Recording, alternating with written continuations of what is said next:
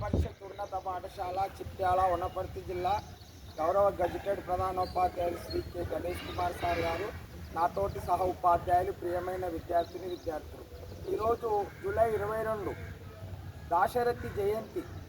దాశరథిగా పేరుగాంచిన దాశరథి కృష్ణమాచార్యులు జూలై 22, 1925లో జన్మించి 1987 నవంబర్ 5న మరణించారు.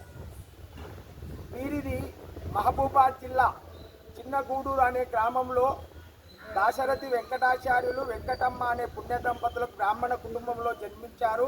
ఆ రోజుల్లో నిజాం నిరంకుశ ప్రభుత్వానికి వ్యతిరేకంగా కవితలు రాసి ఇందూరు జైల్లో బంధింపబడి, ఒట్టికోట అల్వార్ స్వామితో సహా బంధింపబడి జైలు గోడల మీద బొగ్గుతో కవితలు రాసిన మహనీయులు. ఒట్టికోట ప్రజల మనిషి నవల రాసిండు. వీళ్ళిద్దరూ జైలు గోడల మీద రాసి లాఠీ దెబ్బలు తిన్నారు.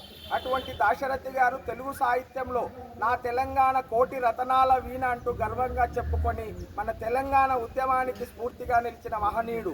కవి సింహ అంటారు. అంటే సింహం లాంటి కవి, కవిత్వంలో ఎదురు లేదు. ఓ నిజాం పిశాచమా కానరాడు నిన్ను బోలిన రాజు మాకెన్నడుని, తీగలను తెంపి అగ్నిలో దింపినావు నా తెలంగాణ కోటి రతనాల వీణ అంటూ పలికిన మహనీయుడు. అంతేకాకుండా రైతుదే రాజ్యము, రైతుదే ముసలినక్కకు రాజరికము దక్కునే, జగమంతా నగారాలు కొడుతున్నది దిగిపోవై తెగిపోవై అంటాడు.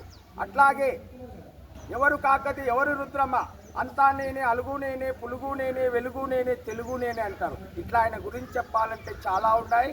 ఆయనకు కళా ప్రపూర్ణాన్ని, అభ్యుదయ కవి చక్రవర్తి, అభ్యుదయ కవి సామ్రాట్ 10వ తరగతిలో మీకుంది. ప్రస్తుత పాఠ్యాంశం వీర తెలంగాణలో ఎంతంటే వీరరసం పండించింది. అందులో తెలంగాణ గడ్డిపోచయు సంధించును కృపానమ్ము అంటాడు. కత్తి ఇక్కడ పుట్టిన గడ్డిపోచకు కూడా చేవ ఉంటుందని చెప్పిన మహనీయుడు. కనుక అటువంటి దాశరథి గారి గొప్ప పాట ఆ చల్లని సముద్ర గర్భం అంటూ పాటలో అన్ని విషయాలు, సృష్టి రహస్యాలు చెప్పిన మహనీయుడు. ఆ పాట నభూతో న భవిష్యత్తు, భవిష్యత్తులో ఎవరు రాస్తారో రాయరో కానీ అలాంటి పాట ఇప్పుడు మనకు తెలంగాణ పాఠ్య ప్రణాళికల్లో ఉంది.